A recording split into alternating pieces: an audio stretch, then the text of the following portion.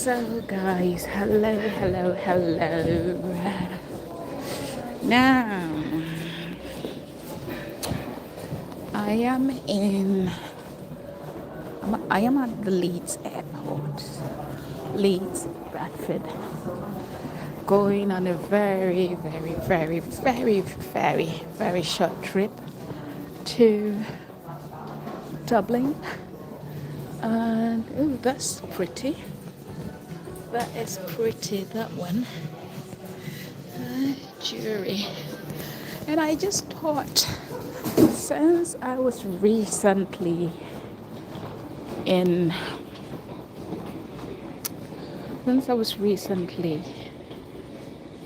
Asia, where I showed all the beautiful aspects of the airports there, why don't I do same for the ones in the UK? Right, so what time is it? Ta-da. Gate announced at 10:45. Madness. Anyway,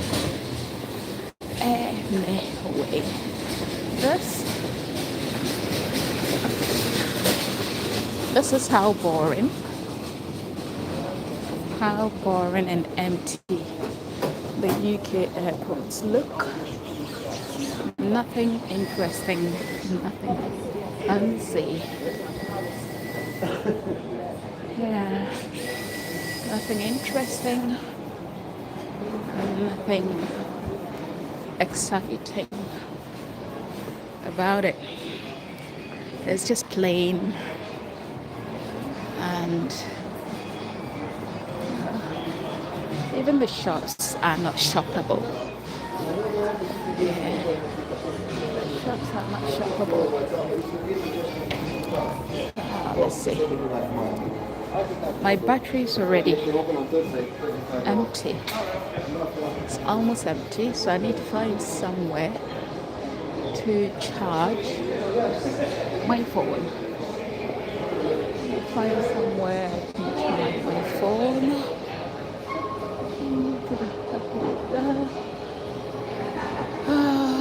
Okay. Food and drinks, cash machine. Let's go and see. So gate 6 to 10. Gate 6 to 10. Let's go down and see what's up.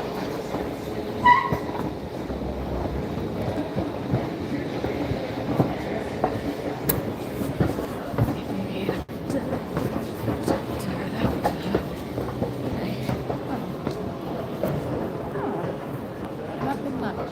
That's Amsterdam.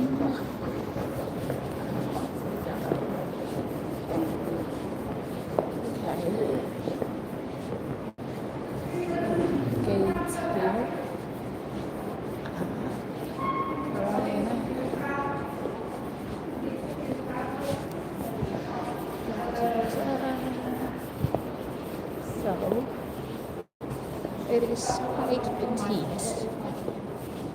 It is quite petite and bland. Let me use that word. Petite and bland, because it's really nothing. Absolutely nothing. Totally nothing. So this is it. The dry and quiet and empty UK airports. Anyway, so there isn't much to show. I guess I better go look for somewhere to charge my phone, because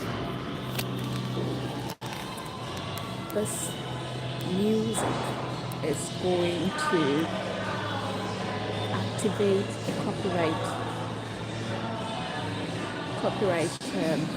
violation, copyright strike, copyright whatever, notification. Yeah. Hi Tom. Hello, good morning. Good morning from Leeds Airport. How are you?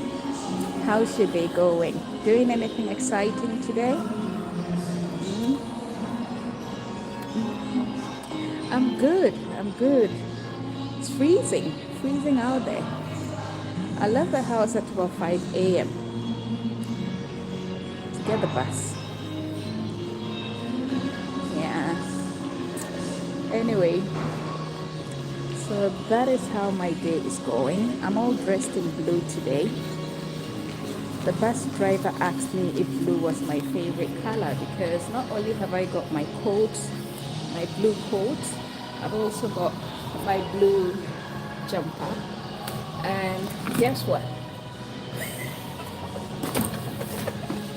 It's a blue day today. All blues. Yay! Yeah, it is cold. It is cold. Mad cold. And I couldn't find my hand gloves. I only realized I needed gloves when I stepped out of the house and it was too late. Yes, I'm in the UK. It was too late to go look for my gloves, so I'm like, F it. Just go. Try and deal with the cold. So this is me. I should be in Ireland in the next, well, it's only an hour's flight, an hour trip. Okay. It's just an hour. So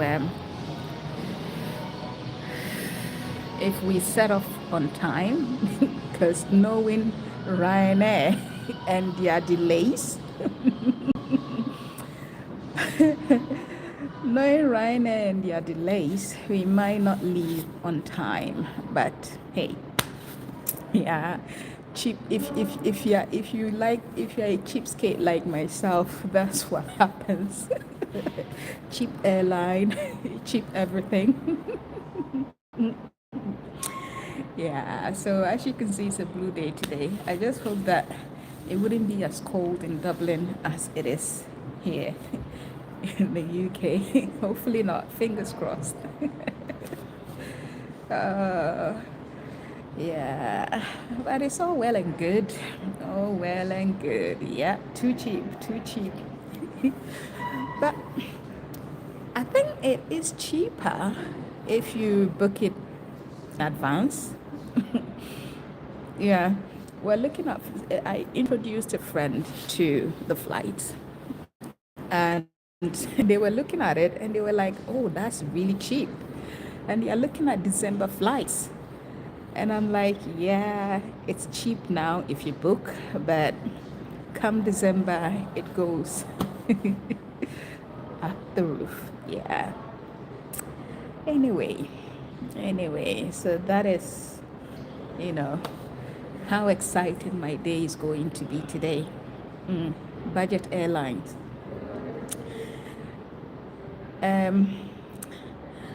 For the past few days, I have seen some news articles regarding proposed changes. I didn't even bother reading it. I didn't bother reading what it said, but I think it's something to do with the hand luggage and luggage on board and luggage rules. And I'm like, F it. This is my hand luggage. This is my small bag. You don't expect me to pay 10 pounds just to, carry this with me, do you? Well, it's a lady's bag. And we do carry big bags. You should see Victoria Beckham's bag. It's huge. So if they are going to make any trouble for this bag, I'll ask for a refund. Yeah, I'll ask for a refund, because I didn't pack much. It's just a tiny one. Yeah. It's just a tiny one. Just some overnight stuff, okay? And you don't expect me to pay additionally for that. It doesn't make sense. It doesn't. Oh, these airlines. Trust me, I think they are all in on this. Yeah, no, it is. I think all airlines have come together to try and rip people off for luggage, travel luggage. How do you expect a person to travel empty handed? I don't get it. You don't expect me to be flying and to go empty handed. So you want me to pay to sit in the plane? You now want me to pay to choose my seat?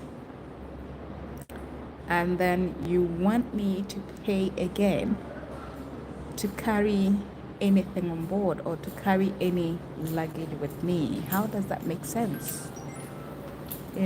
How does that make sense? Yes, I love God. I love God. He's my everything. He is my everything. I'm a God person. Yeah, yeah, yeah. He is my everything. Yeah. The only person I disappoint, you know, sometimes when we face challenges, okay, and we face disappointments or plans that we have do not succeed, we tend to, put up that, oh God, why have you disappointed me? I'm totally, you know, I'm disappointed in you, that kind of attitude. But then we get to realize later on that that disappointment was actually what we needed and not the success of whatever plan it is. Okay. Yeah. When in darkness, the Lord is my light. He's my helper. He's my everything. Like, I have gone through really tough challenges in this life, most of which were betrayal from so-called loved ones, and it broke me so bad that I lost